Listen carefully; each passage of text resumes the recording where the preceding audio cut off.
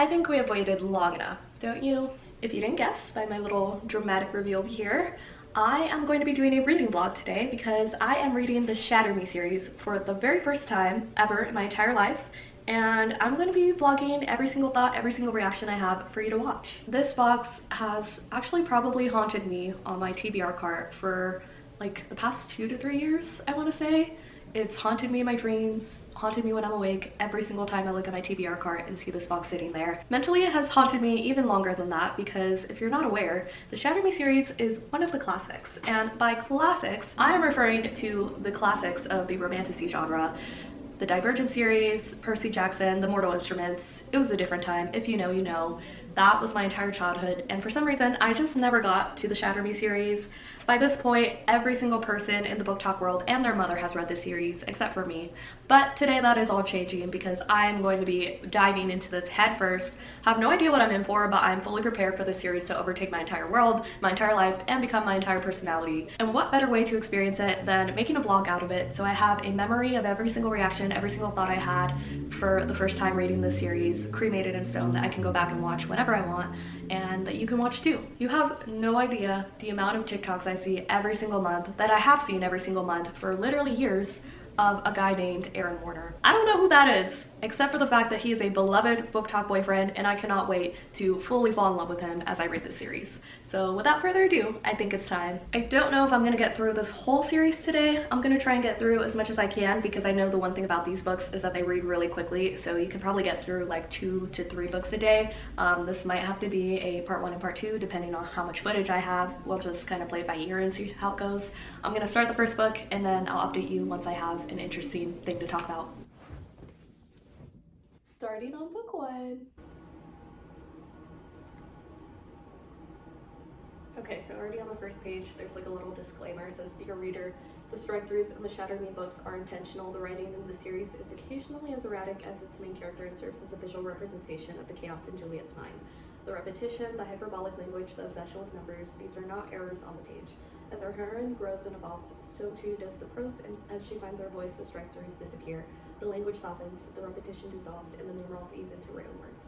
This is ultimately a story of change. Thank you so much for reading." Interesting. So I'm on page 2, learned that the main character's name is Juliet, and she is currently locked up in a prison cell because she has some deadly powers. They haven't told us what they are, but basically from the back cover, it says that she can't touch people or they die, so her touch is basically lethal. Kind of reminds me of Elsa from Frozen, low-key. Kind of random, but I don't know why. I just thought of that as a comparison. She's locked up right now, completely isolated. I guess she's getting a new roommate, they just told her. The world they live in is very dystopian. It says that there aren't as many trees as there were before, is what scientists say. They say our world used to be green, our clouds used to be white, our sun was always the right kind of light, but I have very faint memories of that world. I don't remember much from before. The only existence I know now is the one I was given, an echo of what used to be. So I guess the world used to be like normal, and then I'm assuming something happened, which we'll find out more about. But now it's kind of like a dystopian world. So she just woke up to her new roommate, and you already know from the description how this is gonna go. It says his arms are tatted up, half sleeves to his elbows, his eyebrows missing a ring they must have confiscated, dark blue eyes, dark brown hair, sharp jawline, strong lean frame, gorgeous, which is crossed out, dangerous, terrifying, horrible. Sounds like my kind of man. He also just like shoved their 2 twin beds together, and now he's sleeping on both the beds and she has the floor. What the heck? I'd be so mad. I'd be like, why are you here? Get out. She just woke up to this man just staring at her from across the cell. It says, "Cellmate is studying me. He fell asleep fully clothed." Who is this man? How do you sleep clothed? He's wearing a navy blue t-shirt and khaki cargo pants tucked into shine-high black boots. He slept on the bed with his shoes. That is so weird. Oh, okay. I think they have history because I just got to this part. There's this sentence that's crossed out and it says, "He reminds me of someone I used to know." So they definitely know each other from somewhere. I think they probably have like some kind of past. Okay, so I just got to the part where they actually talk about how people can't touch her or they die. It says, "Please touch me is what I want to tell him, but things happen when people touch me. Strange things, bad things, dead things. I can't remember the warmth of any kind of embrace. My arms ache from the inescapable ice of isolation. My own mother couldn't hold me in her arms. My father couldn't warm my frozen hands. I live in a world of nothing." So basically, she's never felt any kind of intimacy or physical touch in her entire life. Here's another cross-out sentence. It says, "He looks so familiar, so familiar, so familiar to me. I once knew a boy with the same blue eyes, and my memories won't let me hate him. Perhaps I'd like a friend." Wait, so he just told her his name, It's not Aaron Warner, so I wonder if this is like the actual love interest, but his name is Adam. Unless like this is not his real name and he just lied to her or doesn't know his real name. I don't know. But she does say, such a nice name. It's a name I've always liked but can't remember why. Yeah, don't know what this is all about. Okay, this is kind of unrelated to the whole book, honestly, but it's just a really nice quote that I like about the moon. Juliet's talking about how much she hates the sun, and instead she says, the moon is a loyal companion. It never leaves, it's always there, watching, steadfast, knowing us in our light and dark moments, changing forever, just as we do. Every day it's a different version of itself, sometimes weak and wan, sometimes strong and full of light. The moon understands what it means to be human, uncertain, alone, created by imperfections. And I don't know why I just resonate with that so much, because the moon is like my favorite part of the earth too, so we're getting somewhere here. He says to her, your eyes are so deep, so calm. I want to know what you're thinking. You shouldn't. You don't even know me. He laughs and the action gives life to the light in the eyes. I don't know you. No. He shakes his head, sits on his bed. Right, of course not. Okay, so things are starting to change on this page because I think typically she would cross this out because it's italicized now, but it says, I know him, I know him, I know him. The boy I used to know, crossed out, the boy who does not remember me. So she thinks that he doesn't remember her, but she remembers him from somewhere. Okay, so update, she remembers him because apparently they went to school together for 7 years, but she thinks that he doesn't remember her. I think they remember each other. Maybe he's just like pretending that he doesn't. I don't know. We'll see. I'm very confused right now. They were like sleeping and they just got woken up in the middle of the night by people bursting into the room with guns, and now they have rifles pointed in their faces and they're like dragging them away. What is going on? I have no idea what's happening. So apparently Adam is one of the people with the guns and now he's like Juliet's guard. So was he like pretending all this time? I still don't know what's going on, but this is insane. I wonder if he was just like supposed to watch her or something and then he said something that he shouldn't. I still don't know what's going on, to be honest. Okay, so there's another guy in the cell, I think, who's like a commander or something, and Juliet writes, I'm immediately struck by his youth. He can't be much older than me. It's obvious he's in charge of something, though I have no idea what. His skin is flawless, unblemished. His jawline is sharp and strong. His eyes are the palest shade of emerald I've ever seen. He's beautiful. His crooked smile is calculated evil.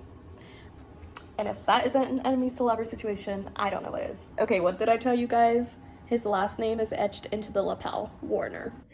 Okay, it would piss me off so much though if a man said this to me. Warner tells Juliet, you have something I want. You are kind of a pet project of mine. I've studied your records for a very long time. And she's like, what the fuck? Like, sir, what do you mean I'm your pet project? What the heck would I be doing for you, sir? Like, that is certainly a sense of entitlement there.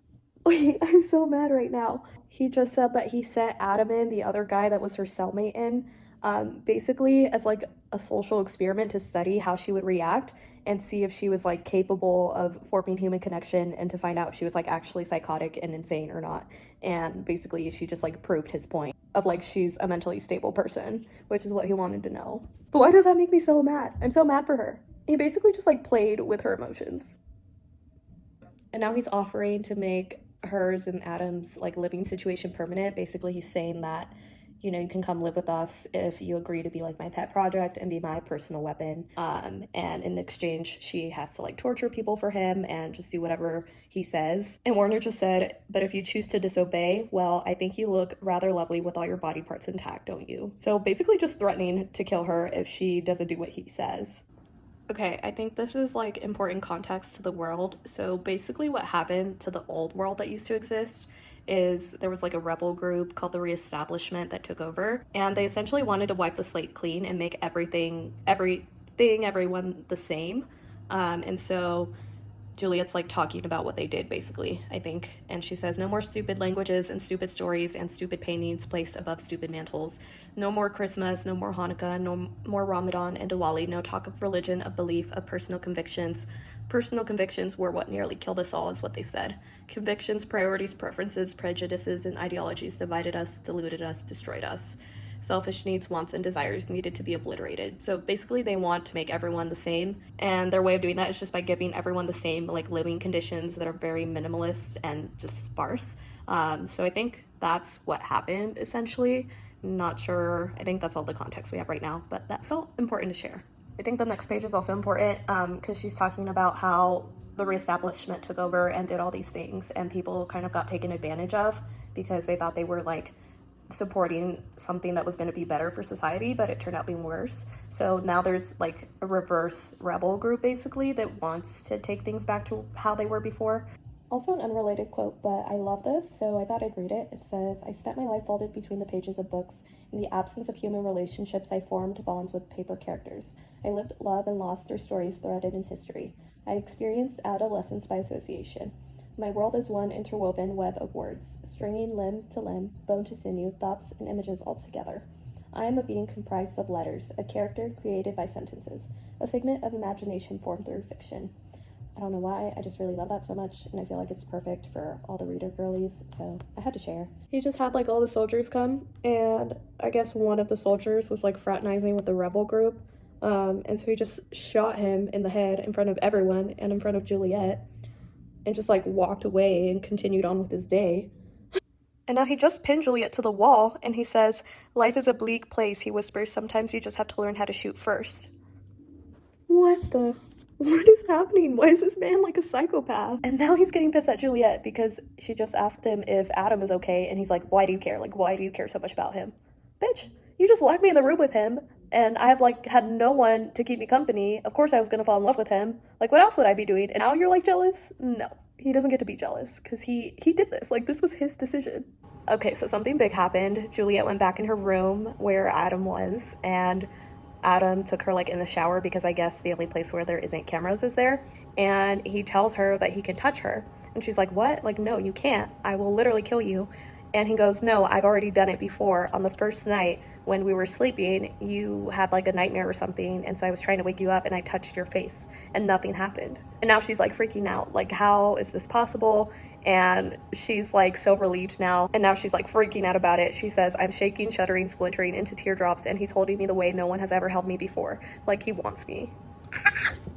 I'm sorry, but Warner is literally driving me crazy with what he says. Like, he's so possessive. He says, "I know everything about you, love. I've wanted you for a very long time. I've waited forever for you to be ready. I'm not going to let you go so easily." That is not okay for a guy to say to anyone. It's just funny that some of the things guys say in books, I would never want to hear in real life, in my whole life. Like, I would hate for a guy to say that to me. And then she says, "I don't want to be a monster." And he responds and he says, "Don't fight what you're born to be."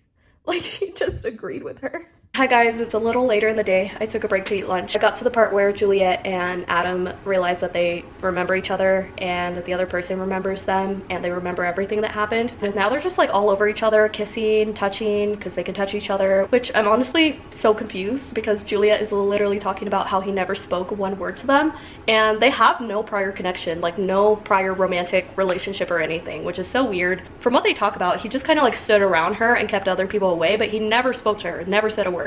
So I am so lost right now. Okay, now I'm just getting annoyed. She's like crying in the shower because Warner just made her like basically pick up this toddler and hurt him. Adam's trying to like comfort Juliet because she's like crying and bawling and saying like, "How do you even care about someone like me?" And he's like, "Because I'm in love with you." Like, sir, you just met this girl. Like, how are you so in love with someone that you just met? Like, you just got to know her. You have known her for maybe a month. At most, maybe a month. Like, you don't know anything about her. So now Juliet's talking to Adam about wanting to leave. He's like, "Oh, are you sure? Like, just keep in mind what you're risking," which is possibly dying or getting killed. And she's like, yeah, like, I'm willing to take the risks. So they're planning to leave. There's like some kind of attack that's gonna happen on the rebel groups that are like protesting the establishment or anti-establishment leadership. And so Adam's like, "Okay, that's gonna be like the perfect opportunity for us to run." And she's like, "Wait, you're like coming with me?" And he's like, "Yeah, of course, like there's very little that I wouldn't do for you," which is sweet and protective, but I don't know. I feel like he's also risking a lot for her. I just think there's a lot more to the story that they're not telling us yet. Like, this is way too strong of a connection to just come from like the few times that they looked at each other in school.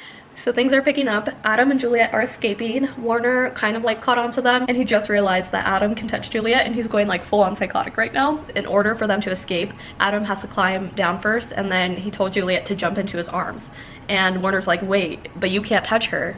But the thing is that he can. Oh my god. So Warner is like trying to reach Juliet and stop her from jumping out the window. in him reaching for her, he's basically like crawling on the ground because he's incapacitated. In doing that, he swipes and grabs her leg. Okay, listen to me carefully. He grabs her leg and then she like pulls away and she just jumps out of the window.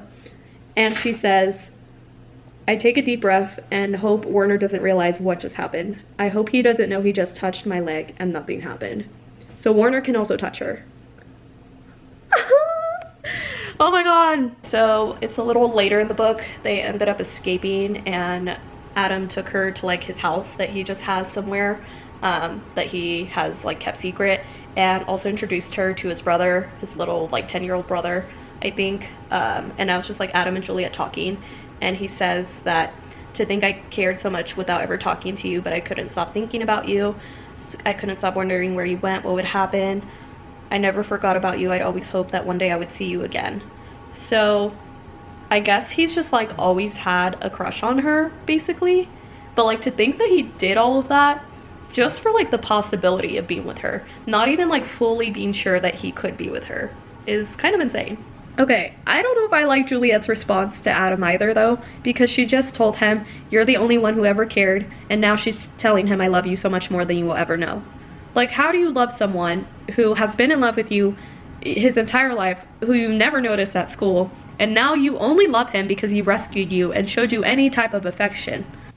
Oh, now the little brother is questioning why she can touch Adam. He's like, I thought she couldn't touch anyone. And then Adam says she can't, except for you, right, except for me. And Warner crossed out because Adam still doesn't know that Warner touched her and nothing happened. Now Kenji's there, which was Adam's friend at the prison place facility, whatever that was, and he ended up getting away from Warner because he tried to like torture him for information. And he's like basically flirting with Juliet, and he says, you know, you're pretty sexy for a psycho chick. And then this is click. Kenji is backing up with his hands in the air. Adam is pressing a gun to his forehead. Show some respect or I will burn it into your skull. Oh my god. So they just broke into Adam's home. They ended up going through like an escape door, and now they're trying to like regroup and figure out a plan.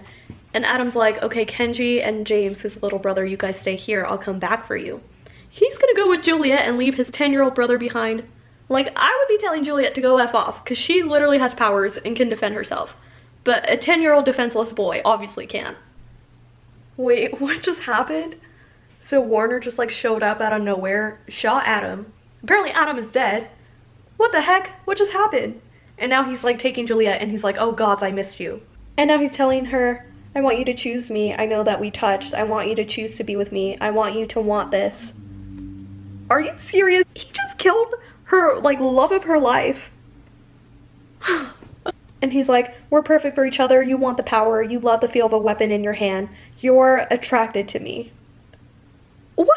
Now he's kissing her. Worse yet, she thinks that she likes it and is like attracted to him. Okay, so she was attracted to him, but she like pretended to make out with him so she could get his gun and shoot him. So now there's like blood, I guess. I don't know if he's dead. I think he's like incapacitated again. Okay, so she is like in a hospital now. They got to like the safe place, wherever that was.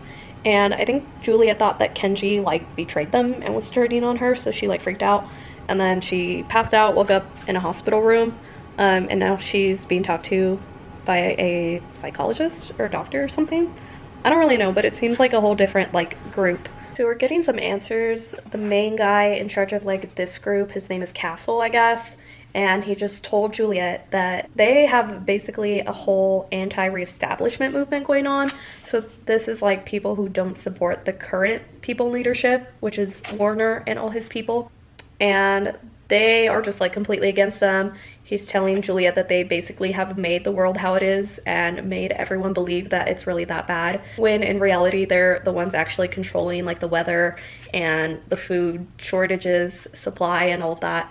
And so they're fighting against Warner and all of those people, and he just told her that there are more people like her. So I think we're about to meet those.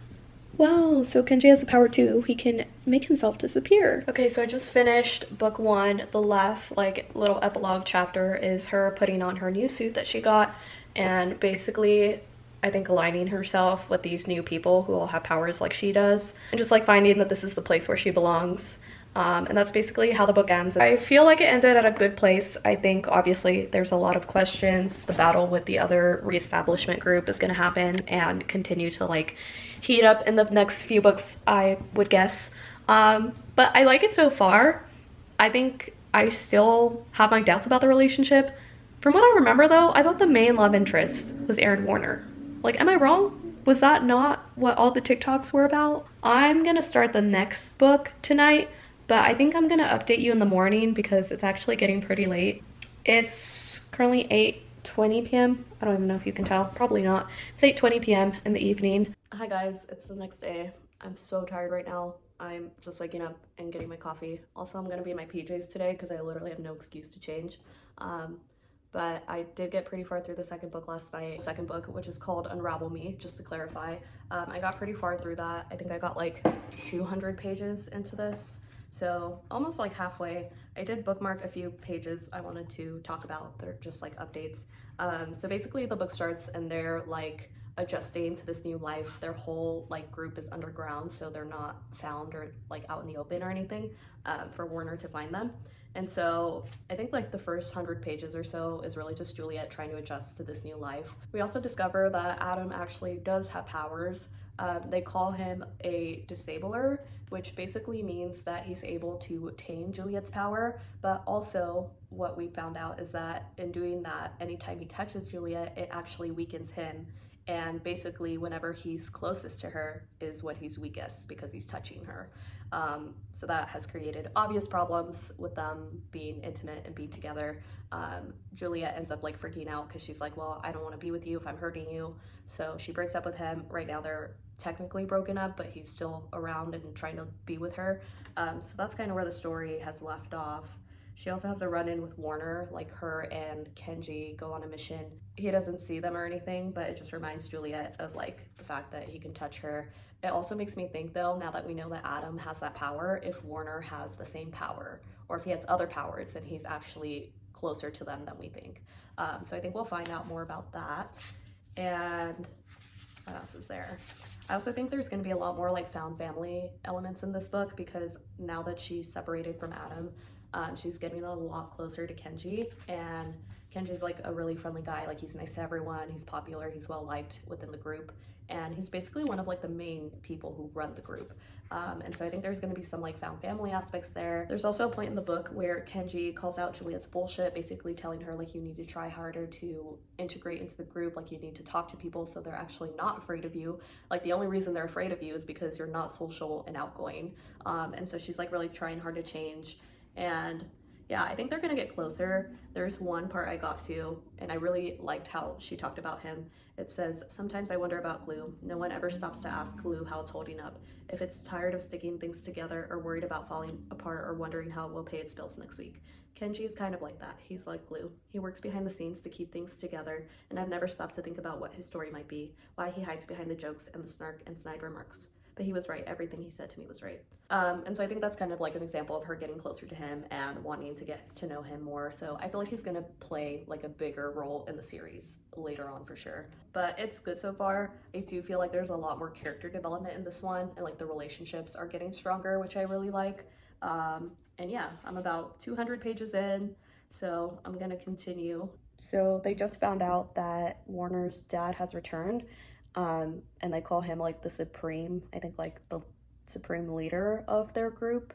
And he's like really upset that Juliet escaped, really mad at his son, Warner, for letting her get away. And so in that, he ended up taking 4 of their group's people as hostages. And he sent a message saying, if you don't bring me Juliet, then I'm gonna kill all the hostages.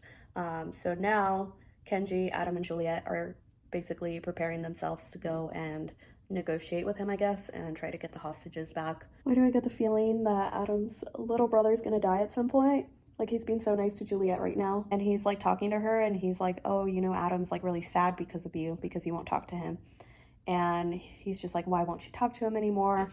Like, he was in the medical wing, he was really sick. And she's like, well, I don't want to hurt him anymore.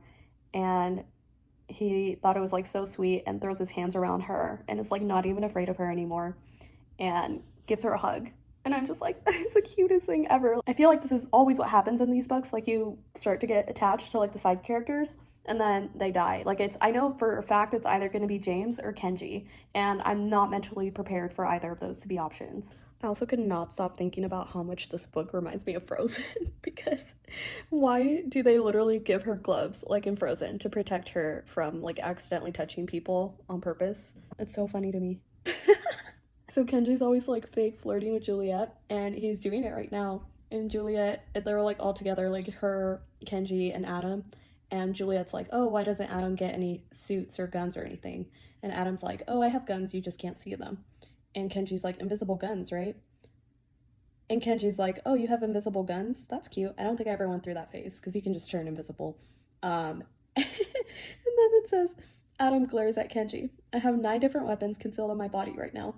Would you like to choose the one I used to shoot you in the face, or should I? Like, completely dead serious. Okay, hold on a sec, because Juliet just went to go meet the Supreme Leader, Warner's dad. And why is the first thing she says when he opens the door is that she's staring at a man who is absolutely breathtakingly beautiful. Is this like the twist that she's gonna fall in love with this guy? It also says he's 45 years old. And I don't know about that age gap. She's saying way too many things about his physical description for me to feel like he's just another person. She did not talk about Kenji or anyone else like this. He has to be at least 45 years old, tall and strong, and silhouetted in a suit that fits him so perfectly it's almost unfair. His hair is thick, smooth like hazelnut spread. His jawline is sharp, the lines of his face perfectly symmetrical. His cheekbones hardened by life and age. But it's his eyes that make all the difference. His eyes are the most spectacular things I've ever seen. They're almost aquamarine. This is too much. His dad is just like absolutely shitting on Warner right now. He's just like, oh, I raised my son to be like self-reliant, and then he met you and you like bewitched him, so of course I had to meet you. And just like describing how stupid he is. I don't know why the way he talks about him is like so funny though. This is so weird. He's telling her, I had every intention to kill you, but I didn't know you'd be so lovely. And then he's like, maybe we could keep you. If you don't prove useful, you might prove entertaining. What the heck? Like, now the dad has a crush on the girl that his son had a crush on? That is so weird on so many levels. Juliet just shot the dad in both the legs. He's now, like, unconscious, I think. Kenji came in and knocked out Warner unconscious, and they're still trying to get the hostages back, so they are going to take Warner hostage, basically, and do, like, an exchange for the other people that they lost. But Kenji basically had to stop Juliet from killing the dad, and he's like, oh, it's too soon, like, it's too early. We need to wait until we have our people back, basically. What just happened? Adam just comes into the house. He looks at Warner's dad, and he's like, my father. This man is my father. What? So basically, the whole time Adam was in, like, the army of the reestablishment, he never saw the Supreme Commander or even a picture of him, so he never realized until now that his dad was actually alive. Not only alive, he's the Supreme Commander, and he's also Warner's dad, and it turns out that they're half brothers because he was with 2 separate women. So yeah. So she's interrogating Warner right now. That was like her next assignment once she got back. So she's seeing him for the first time after she shot him, and he kept her notebook that she had to leave behind when she escaped. And he's like reading it aloud to her, and she's like, stop reading my thoughts, like those belong to me. And now he's apologizing for kissing her the last time that they kissed. He says, I promise you I never would have kissed you if I didn't think you wanted me to. Like, she literally told you she didn't want to kiss you, she didn't want to be with you. Like, what did you expect to happen? So Warner just revealed to Castle that he can touch Juliet. Now Castle's like pissed off at Juliet, I guess, because she didn't tell him, but she literally hasn't told anyone. She ends up going back into a cell, like in the middle of the night, which not really sure why she did that, but she wants to get her notebook back from him, which actually someone having my journal would make me so terrified, because what do you mean you have read every thought that was in my head that I wrote on paper, and now he's reading it aloud to her? She's trying to get it, and out of the corner of her eye, she notices that Warner like has no clothes on. His back is like fully exposed, and it's covered in scars, because I think Warner's dad also beat him like the same way that he beat Adam. He ends up waking up. She like basically covers herself and says, oh, I came to talk to you. And so now she's like sitting there. And he also has a tattoo that says Ignite, which makes sense because I think the next book is called Ignite. And so she's asking him about it and is like asking what happened to your back. Like, was it your dad that did this to you? And now he's getting like all defensive. This is probably the first time in the series that we're actually seeing him show any kind of emotion and being human for the first time. And he's basically saying that like he's given up on trying to be like this super masculine leader that has like no emotion, and he's just like over it. Juliet's like, oh, maybe I didn't know you as well as I thought. Like, do you want to be friends? Which is such a weird question to ask someone. But he pulls out the journal and he's like, you wrote everything in this journal? And she's like, yeah. And then he's like, yes, I would love to be your friend. Kind of a weird conversation. But here's the thing about this though.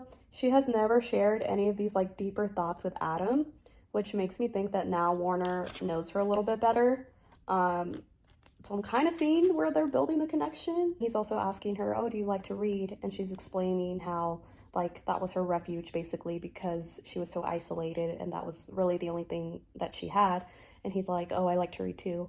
Which, if you're a reader, girly, like that is probably the hottest thing that a guy can say to you. My opinion of Warner may be changing a little bit here. But he says, books are easily destroyed, but words will live as long as people can remember them. Tattoos, for example, are very hard to forget. I think there's something about the impermanence of life these days that makes it necessary to etch ink into our skin. It reminds us that we've been marked by the world, that we're still alive, that we'll never forget. And Juliet then responds, who are you? Because like she's never seen the side of Warner. And then she's like, how do you go through life with so much confidence? And then he responds and he's like, well, you're confident too. You're stubborn and resilient, so brave, so strong, so inhumanely beautiful. You could conquer the world. Like he has all this like faith in her and literally puts her on this pedestal. You wrote a lot of things about your parents, your childhood, your experiences with other people. You talked about hope and redemption and what it was like to see a bird fly by. You wrote about pain and what it's like to think you're a monster, what it was like to be judged by everyone before you'd even spoken 2 words to them. So much of it was like seeing myself on paper, like reading all the things I never knew how to say. Real, he says, just like I know that you felt something when we kissed, you felt the same thing I did and you're ashamed of it. I'm dripping panic everywhere. So they just let everyone know that Warner has the same gift that Adam does. Now Adam's like freaking out and throwing a complete fit. And then he says, I don't even know why I'm surprised. We share the same goddamn DNA. So basically saying that Juliet is attracted to both of them because they're related. And they're like the same personality type, I guess. Which is kind of like a red flag comment. Oh my god. Warner is now seeking like asylum in this group. And so they let him out of the cell. He and Adam like immediately get into it. Kenji's like trying to separate them. And Juliet's like, guys, like stop. She accidentally touches Kenji and she doesn't have her gloves on. And now he's like unconscious on the floor. Oh my god, this is so much worse.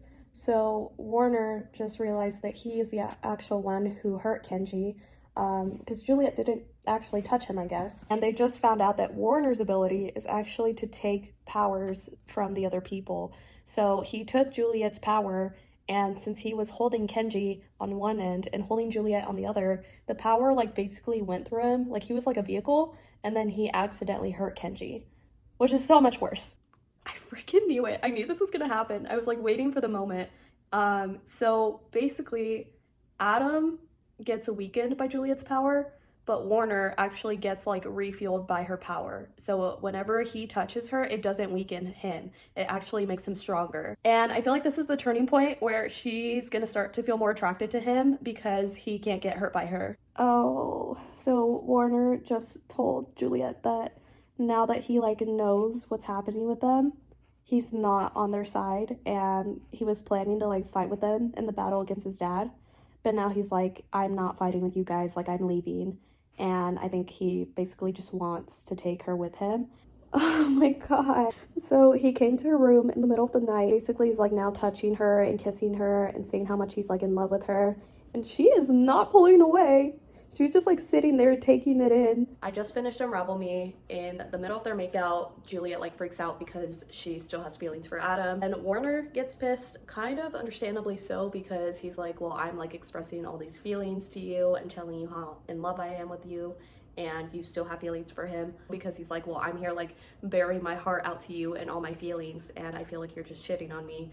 And so he gets mad because he's like, I don't want you to be with me out of pity. So he gets pissed, he leaves like the whole compound, and he goes back to his dad. And then they all go into battle, She ends up getting kidnapped by the dad, wakes up in his house again, and then the dad calls down Warner, who is in the same house, and he's like, I need to teach you a lesson. So he pulls out his gun, shoots Juliet in the chest, and then just like leaves. And Warner's like freaking out because obviously he still loves her. And when they kidnapped Juliet, they also kidnapped the healers who like heal people in the compound. And so Warner was like telling the healers like, oh, give me your powers because I can channel them and I can heal Juliet without you guys having to touch her. And so they end up healing Juliet. The last part is like her waking up next to Warner and just like basically deciding that she is gonna fight back. And honestly, it's really vague. That's pretty much how it ends. It's not really clear like whose side she's on. So that's basically the way this book ends. I am gonna start the next one, which is the third one in the series. I'm probably gonna do less check-ins though because I have some other errands to run right now. But I will update you guys periodically. The next book is Ignite Me, so I am gonna start that and then check in with you guys. Before I start this though, I do have some thoughts on like the current situation with the love triangle. I feel like this is becoming very much a ACOTAR love triangle situation. If you don't know who they are or like that series, haven't read it and don't want spoilers, like don't watch this part, but I'll kind of explain it. So I honestly feel like Julia and Adam are the equivalent of Feyre and Tamlin right now. Like Feyre's the main character. She meets this guy Tamlin and he's like very sweet and loving. He's caring. He's very protective of her, which ends up being his downfall later on in the series. But like it's very clear that he loves her and has like an infatuation with her, which I feel like is what's happened here with Adam and Juliet. I honestly think that Juliet is just so starved for any type of like physical intimacy that she has just developed this not even like real love, but just like affection for the first person she knows that she can touch and that can touch her without anyone being hurt. And I think that's what's happened here. Like it's hard for her to even have feelings for anyone else when like literally this is the only person that it's possible for you to have feelings for. And so it's not like she has like a baseline of comparison to where she's been with multiple guys and can actually see the difference between them. And so I think that's why we're starting to see her get closer to Warner. Like they are very compatible, sexually attracted to each other, sure, physically attracted, but also mentally more attracted to each other. I kind of forgot to compare it to ACOTAR and make the comparison I was planning to. But in ACOTAR, Feyre, the main character, later on meets another guy named Rysand. And it's very clear from the very beginning that they are just like attracted to each other a lot more on several other levels, like not just physically, but also mentally. It's very clear that they just have a deeper connection on so many levels. Like that is a very similar situation to what's happening in the Shatter Me series right now. I also just realized that the novellas that I was talking about in the very beginning of this video, actually you're supposed to read them like intertwined with this box set, which I haven't been doing. So that's probably why I'm missing parts of the story. I think I'm just gonna read this book and then probably end the video. And then once I order and get the novellas in, then I'll continue the video. Don't know what's happening right now. I'm on page 9 of this book and Warner just told Juliet that all her friends are dead. So don't think I believe him on this. I'm not really sure why we would have all this build up in the last 2 books for literally all these people to die. This does take place after she got shot. They ended up healing her and now Warner is keeping her hidden and like no one knows that she's still alive. He's just like starting to open up about all these things that she previously thought about him that aren't true apparently. Basically said all of these things and did all these things to keep up this front in front of his father and just to like prove himself and prove his trust, which kind of crazy to find out in book 3, but he's like just like insanely laughing at her because of all these things that he pretended to do, like make her eat and make her wear all those dresses. He's like, oh, you were so mad, like I really enjoyed making you mad. Like what? Like why would you do that? He says, you were ridiculous, you were completely ridiculous, and it was the most entertainment I've ever had. I can't tell you how much I enjoyed it. I loved making you mad. I love making you mad.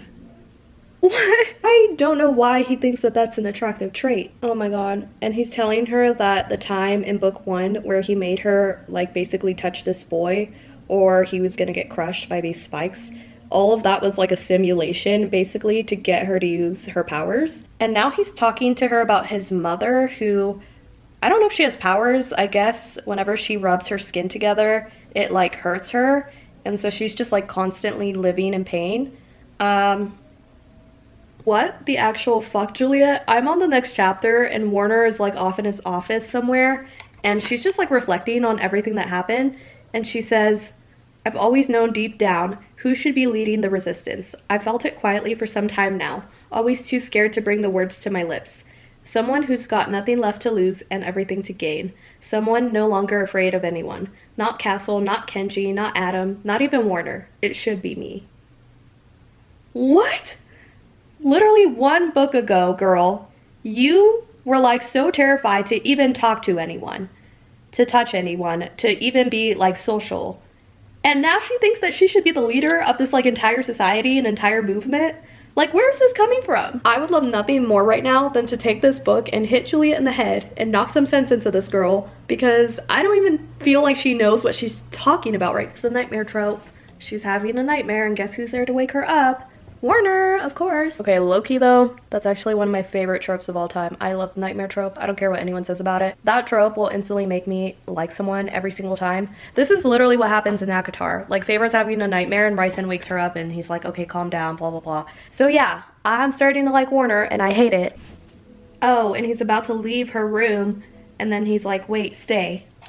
It says he tugs me forward until I'm nestled against his chest. His arms fall around me carefully as if he's telling me I can pull away, that he'll understand that it's my choice. But I feel so safe, so warm, so devastatingly content that I can't seem to come up with a single reason why I shouldn't enjoy this moment.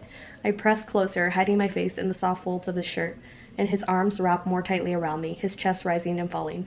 My hands come up to rest against his stomach, the hard muscles tensed under my touch. My left hand slips around his ribs, up his back, and Warner freezes, his heart racing under my ear. My eyes fall closed, just as I feel him try to inhale. Oh God, he gasps. He jerks back, breaks away. I can't do this. I won't survive it. I thought I could walk away the last time, he says. I thought I could let you go and hate you for it, but I can't.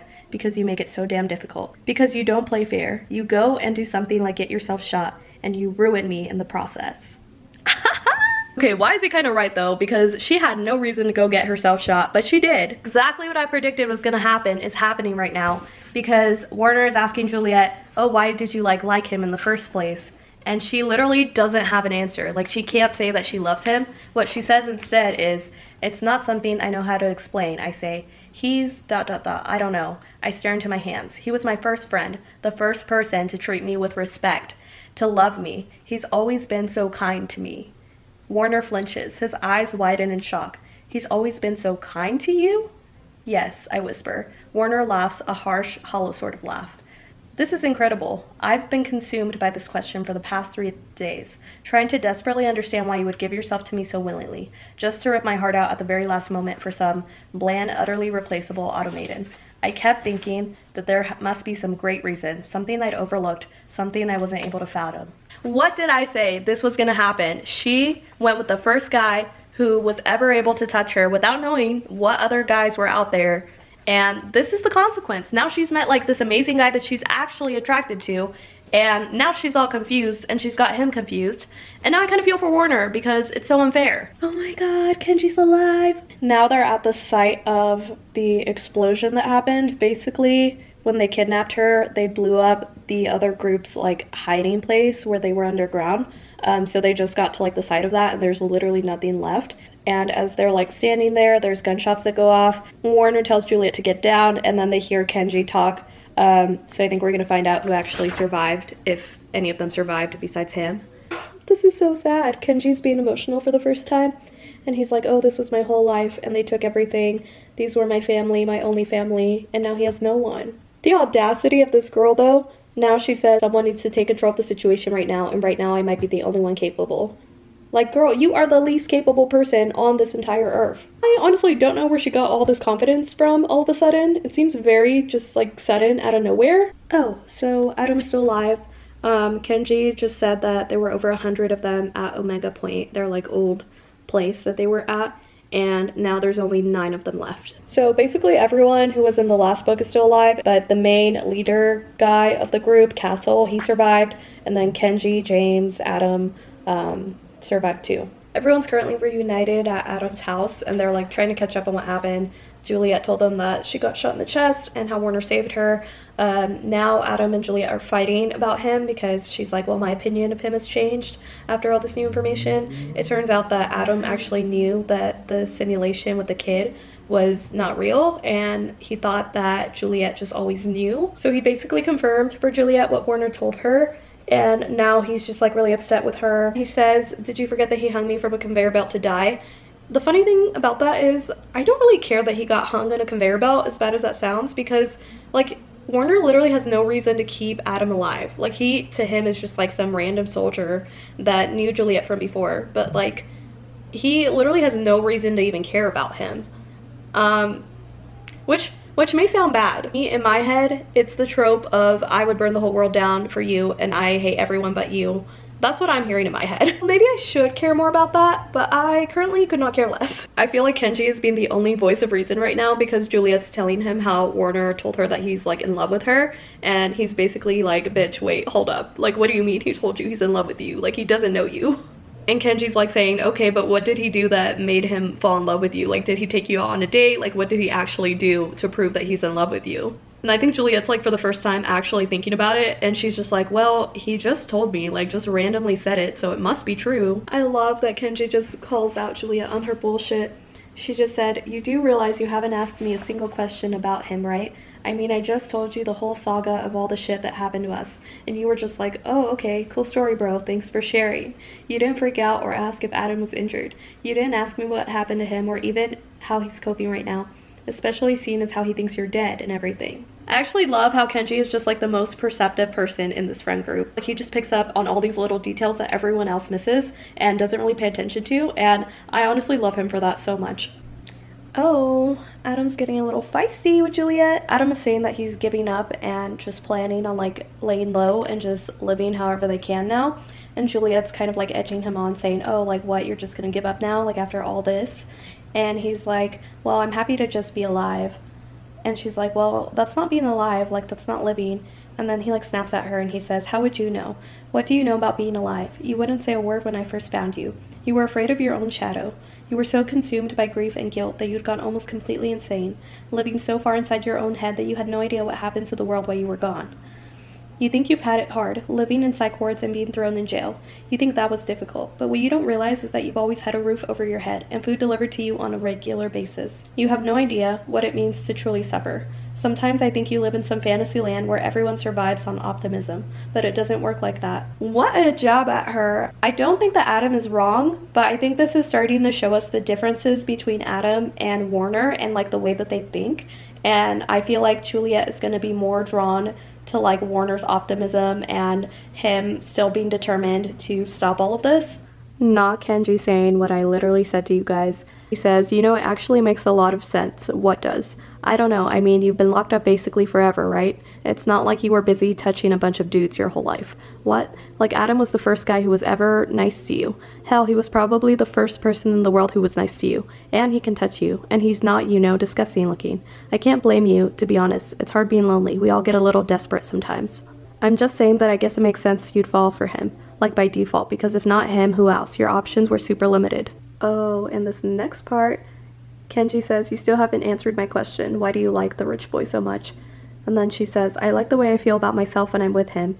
Warner thinks I'm strong and smart and capable, and he actually values my opinion. He makes me feel like his equal, like I can accomplish just as much as he can and more. Oh my god, this just reaffirmed everything that just happened.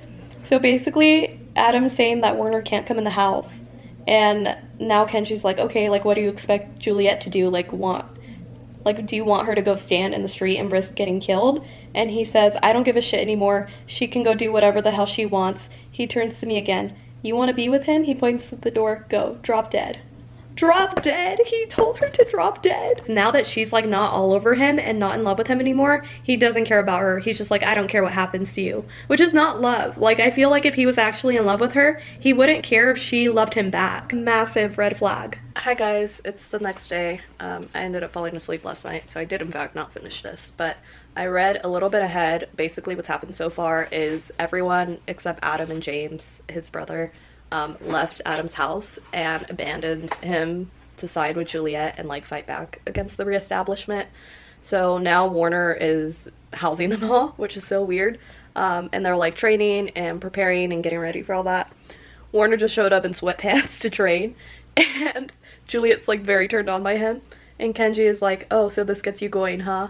And she's like, "I'm mortified." Kenji barks out a laugh. "I've never seen him in sweatpants before. I try to sound normal. I've never seen him in shorts." Kenji raises an eyebrow at me. "I bet you've seen him in less. I want to die." Kenji, you are not wrong. I just got to a really sad part. So Juliet left with Warner back to his house where they're staying at, and she gets up like in the middle of the night and finds him in his like office space, and he's like holding the jar of medicine or something. And then she like realizes that it's for the scars on his back, and she's like, "Oh, turn around so I can help you." And he's like so self-conscious about it. And she starts to ask him like, "Why were you given these?" And he says that they were his freaking birthday presents from his dad. Every year he would get one. This is a really sad part though. She's talking to Kenji about like the girl she used to be before, and she says, "You don't know what I used to be like. You don't know what it was like to be in my head. I lived in a really dark place. I wasn't safe in my own mind. I woke up every morning hoping to die and then spent the rest of the day wondering if maybe I was already dead, because I couldn't even tell the difference. I had a small thread of hope and I clung to it, but the majority of my life was spent waiting around to see if someone would take pity on me. Don't you think I've realized that if I allowed myself to get mad a long time ago, I would have discovered I had the strength to break through the asylum with my own 2 hands?" Kenji flinches.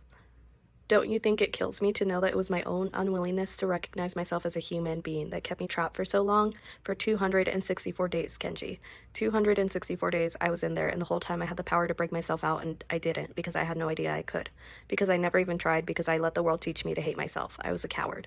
Adam finally showed up. He's staying with like the rest of the group, and Juliet's like, "Why are you here? You didn't want to join our resistance." And he's like, "Because I don't want to die."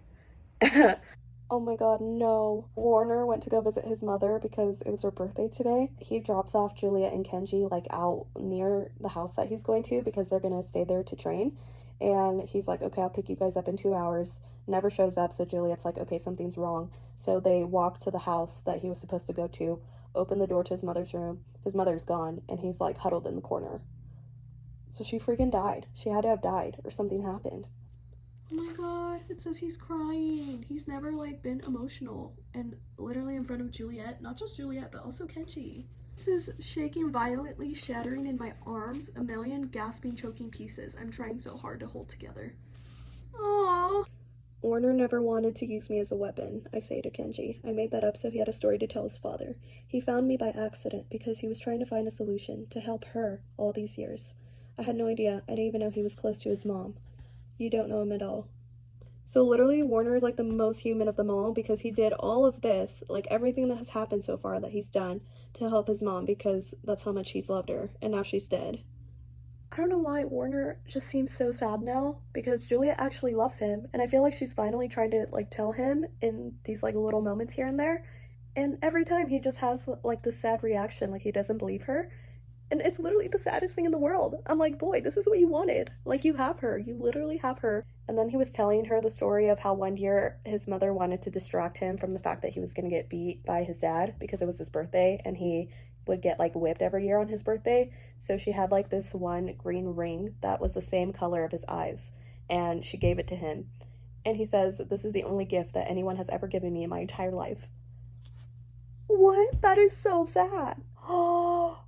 I don't like Adam anymore. He just rubbed me the wrong way. He fucking deserves to die. Now I actually want him to die, because they just got back to base. Adam and Juliet are having another one of their fights, which they pretty much fought throughout this entire book. And he touches her and he's like, "Hey, do you like notice something different?" And she's like, "What? Like, what do you mean?" And he's like, "Exactly, nothing. Like, I mastered being able to touch you. It doesn't hurt me anymore." She's like, "Okay, well, I broke up with you already. Like, none of this matters anymore." And he gets like pissed off. And then Kenji comes and he's like, "You guys like need to chill out."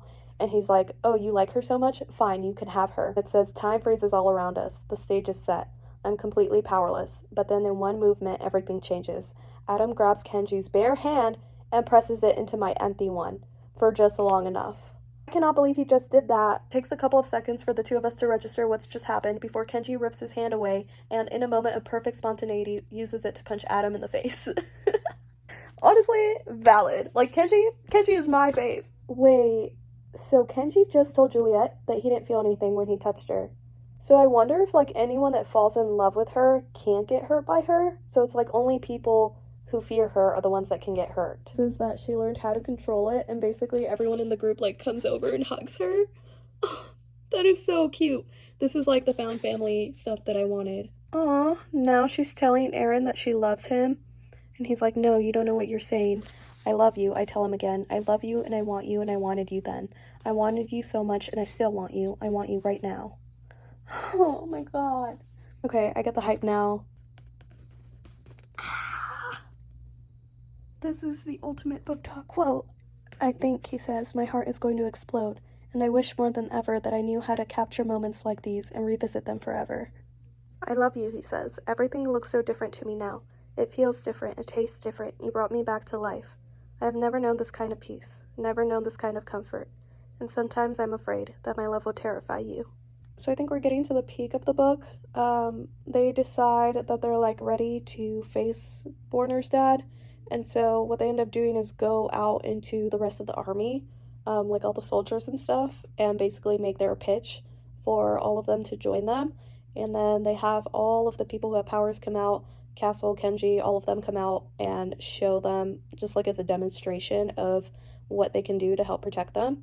And they get everyone on their side basically. And so now they're rallying to prepare for this war battle, which I think is going to be like the peak of the book. I feel like this book has pretty much turned into Marvel, and these are all just soups saving the world, like typical superhero story. Oh no, so Adam just accidentally spilled that Warner and him have the same dad, but Warner was in the room, and he's like, wait, what do you mean, like, what's going on?